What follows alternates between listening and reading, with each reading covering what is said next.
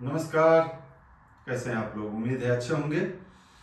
और योगाभ्यास के इस क्रम में आज मैं आपके लिए लेकर आया हूँ हाई ब्लड प्रेशर, जिसे हिंदी में उच्च रक्तचाप कहा जाता है। वीडियो बड़ा ही महत्वपूर्ण होने वाला है, तो वीडियो को पूरा देखें।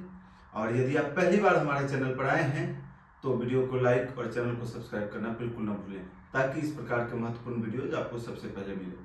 तो चलिए बात कर लेते हैं। हाई ब्लड प्रेशर क्या होता है? हाई ब्लड प्रेशर जब हमारे नसों में रक्त की धारा यानी वेन्स में ब्लड का सर्कुलेशन है वो प्रेशराइज होने लगता है, यानी कि जगह कम हो जाता है। उसके कई कारण ऐसे हैं जो ब्लड को गाढ़ा बनाते हैं जरूरत से ज्यादा, तो इस कारण से होता है। जैसे अनियमित रहन सहन, जिसमें कि खान पान और कई सारे ऐसे भोज्य पदार्थ है, यानी कि खाने वाले भोजन है, जिससे कि आपको ब्लड प्रेशर होता है। दूसरा है जरूरत से ज्यादा तनाव। किसी भी चीज का यदि आप तनाव में रह रहे हैं, किसी भी चीज के प्रेशर को लेकर आप तनाव में चले जाते हैं, अवसाद में चले जाते हैं, तो भी आपको रक्तचाप का खतरा बढ़ जाता है और हो जाता है। रक्तचाप होने के बाद होता क्या है? एक्चुअली रक्तचाप दो प्रकार का होता है, उच्च रक्तचाप और निम्न रक्तचाप। तो अब आज हम बात कर रहे हैं उच्च रक्तचाप का। रक्तचाप के होने से क्या क्या समस्याएं उत्पन्न हो सकती है? तो सबसे जो मुख्य दो समस्याएं हैं, पहला है हार्ट डिजीज का खतरा और दूसरा है ब्रेन स्ट्रोक का खतरा, यानी हार्ट स्ट्रोक और ब्रेन स्ट्रोक। और आपको पता है कि हार्ट और ब्रेन हमारे शरीर में कितना महत्वपूर्ण पार्ट है। तो उसी के लिए आज मैं कुछ आपको योगा अभ्यास, जिसमें कि आसन प्राणायाम बताऊंगा, इसको आप करके लाभ उठाएंगे। चलिए, सबसे पहला अभ्यास है हमारा आसन है, जिसका नाम है शवासन। योग के अनुसार शवासन उच्च रक्तचाप के मरीजों के लिए बहुत लाभदायक आसन है। इस आसन में आप 5 से 10 मिनट रोजाना करें, आपको बहुत लाभ मिलेगा। इसके बाद अगला आसन है सेतुबंद आसन। दोनों पैर को इस प्रकार से फोल्ड करें, हिप के नजदीक ले आएं, जितना क्लोज कर सकते हैं। दोनों हाथों से आप अपने एंकल ज्वाइंट को ग्रिप कर लें इस प्रकार से, और लंबी गहरी सांस भरते हुए कमर को हवा में उठा लें, जितना आप उठा सकते हैं। यहाँ पे आप एक और तरीके का इस्तेमाल कर सकते हैं अपनी सुविधा अनुसार। इस प्रकार से आप अपने कमर को सपोर्ट दे सकते हैं। इस अभ्यास को भी आप रोजाना 3 से 5 बार करें और इसमें कम से कम 20 से 30 सेकेंड होल्ड करें। धीरे धीरे डाउन। इसके बाद पुनः कुछ समय शवासन में लेट जाएं। अगला अभ्यास है हमारा पवन मुक्तासन। दोनों पैर को इस प्रकार से फोल्ड करके चेस्ट के ऊपर ले आएं, दोनों हाथों से ग्रिप करें, लंबी गहरी श्वास भरें, श्वास छोड़ते हुए घुटने को चिन से टच करें, यहाँ पे कुछ समय होल्ड करें।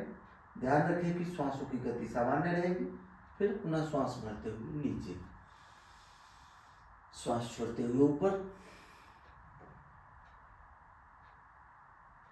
इस प्रकार से आप 3 से 5 बार एक चक्र में, यानी कि पहले चक्र में आप 3 से 5 बार करने का प्रयास करें, अपनी क्षमता को ध्यान में रखते हुए, जितना आपका डॉक्टर ने सलाह दिया है। उस समय शवासन में लेटने के बाद वापस मकर आसन में बाएं करवट लेते हुए आ जाए।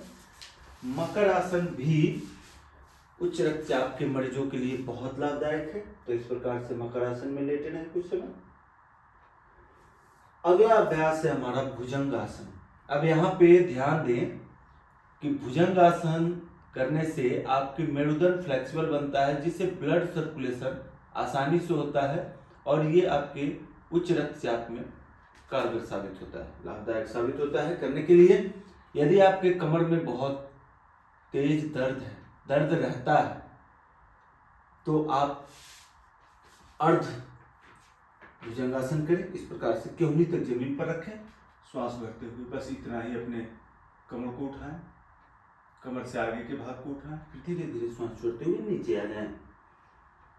और यदि आप सामान्य हैं, केवल उच्च रक्तचाप की शिकायत है, तो लंबी गहरी श्वास भरें और इस प्रकार से जितना ऊपर जा सकते हैं। ध्यान रहे नाभि तक जमीन पर हो, पीछे दोनों पैर की एड़ी पंजे मिले हुए हो। धीरे धीरे डाउन।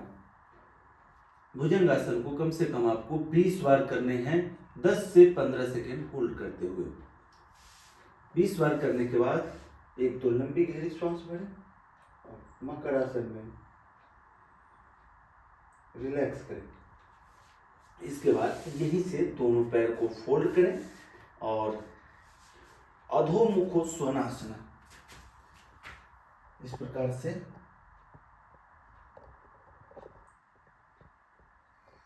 इस अभ्यास को भी आप 20 से 30 सेकेंड तक और 15 से 20 अपनी क्षमता अनुसार करें। और इसके बाद अगला अभ्यास है हमारा वज्रासन। वज्रासन भी हमारे ब्लड सर्कुलेशन को फ्लोलेस यानी कि निर्बाध बनाने में बहुत मदद करता है।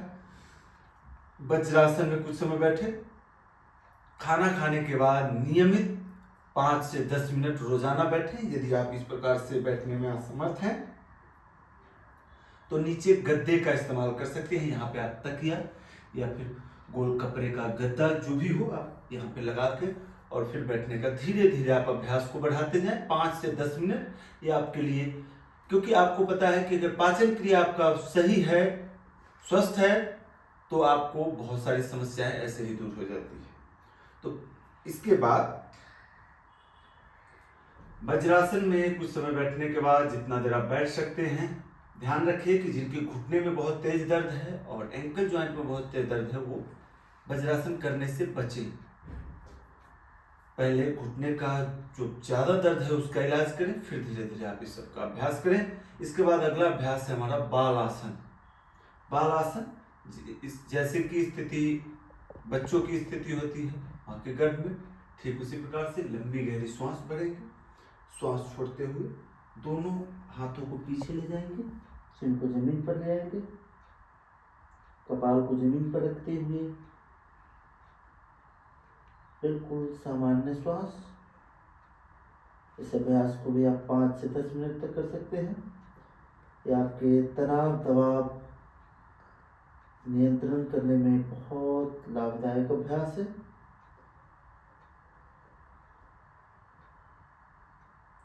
पुनः धीरे से उठकर बैठ जाएं इस प्रकार से। एक दो लंबी गहरी सांस लें और वज्रासन का त्याग कर पुनः सुखासन या पद्मासन में आ जाएं। अगला जो हमारा अभ्यास है प्राणायाम, जिसमें सबसे पहला प्राणायाम है हमारा अनुलोम विलोम। यदि आप बिगिनर हैं, शुरुआत करना चाहते हैं, शुरू से कर रहे हैं, तो आप अनुलोम विलोम का अभ्यास करें। और यदि आप पहले से योगाभ्यास करते आ रहे हैं, आपको अनुलोम विलोम नाड़ी शोधन के बीच का अंतर पता है, तो आप नाड़ी शोधन कीजिए, वो ज्यादा बेटर है। और यदि आप बिगिनर हैं तो इस प्रकार से 2 उंगलियों को दोनों भौहों के मध्य में रखिए, अंगूठे से दाहिने तरफ की नासिका को और रिंग फिंगर से बाएं तरफ की नासिका को बंद करना है। तो सबसे पहले हम बाएं से श्वास लेंगे, इस प्रकार से आंखों को बंद रखेंगे, मेरुदंड बिल्कुल सीधा। मन ही मन 10 की गिनती करते हुए हम श्वास को अंदर भरेंगे, पूरा श्वास भरेंगे और फिर धीरे धीरे बाएं तरफ को बंद करेंगे और मन ही मन 10 की गिनती करते हुए दाहिने से एक्सहेल कर देंगे। पुनः 10 की गिनती करते हुए दाहिने से इनहेल करेंगे, यानी दाहिने तरफ से श्वास लेंगे और दाहिने तरफ की नासिका को बंद करके बाएं से एक्सहेल कर देंगे। ये हुआ एक चक्र। ऐसे आप कम से कम 10 चक्र, यानी 3 से 5 मिनट लगेंगे आपको 10 चक्र करने में, तो आप 10 चक्र एक बार में करें। इसके बाद अगला अभ्यास जो है हमारा भ्रामरी प्राणायाम।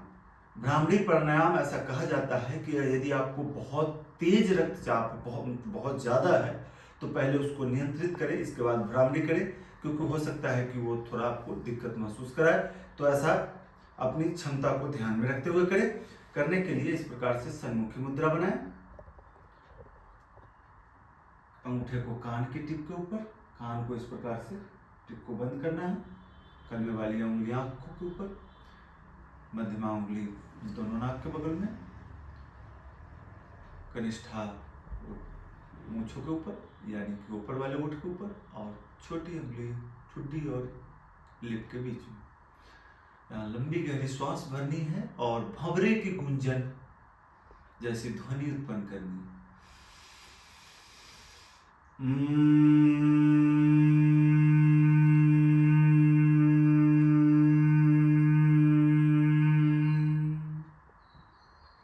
इस प्रकार से आपको भंवरे की गुंजन करनी है। इसे भी आपको 3 से 5 मिनट तक करना है। ध्यान रहे बहुत उच्च रक्तचाप की अवस्था में से अवॉइड करें। अगला हमारा प्राणायाम है शीतली, जो कि शरीर को शीतलता प्रदान करने के लिए बहुत लाभदायक है। ये आपको अगर उच्च रक्तचाप नहीं भी है जिनको, वो भी इस अभ्यास को करके अपने शरीर के ताप को कम कर सकते हैं। जिनके शरीर का तापमान वो हमेशा बढ़ा रहता है उनके लिए बहुत लाभदायक है। करने का तरीका इस प्रकार से सुखासन, पद्मासन, वज्रासन में बैठ जाएं। कमर गर्दन सीधी यानी कि मेरुदंड बिल्कुल स्ट्रेट। आंखों को बंद करें, लंबी गहरी श्वास भरें नासिका द्वार के माध्यम से, पूरा श्वास बाहर कर दें। अब जीभ की पाइप नुमा आकृति बनाएं और इस पाइप के जरिए श्वास को धीरे धीरे अंदर भरें।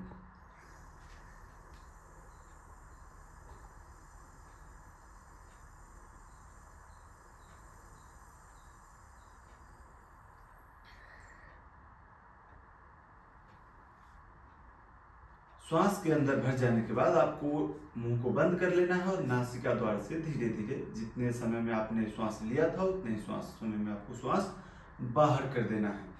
तो ये 3 प्राणायाम और बाकी जो मैंने आपको आसन बताया उसको आप नियमित करें और लाभ उठाएं। मुझे उम्मीद है कि मैंने जो आज आपको बताया है ये आपके लिए कारगर साबित होगा। आपके दोस्त, आपके रिश्तेदार जिनको भी उच्च रक्तचाप की शिकायत है उन्हें वीडियो शेयर करें और उन्हें इन अभ्यासों को करके लाभ उठाने की राय दें, सलाह दें। और मैं इसी उम्मीद के साथ कि आपको ये वीडियो आपके लिए लाभप्रद सिद्ध होगा। मिलते हैं एक नए वीडियो के साथ, तब तक के लिए नमस्कार, जय हिंद, जय भारत।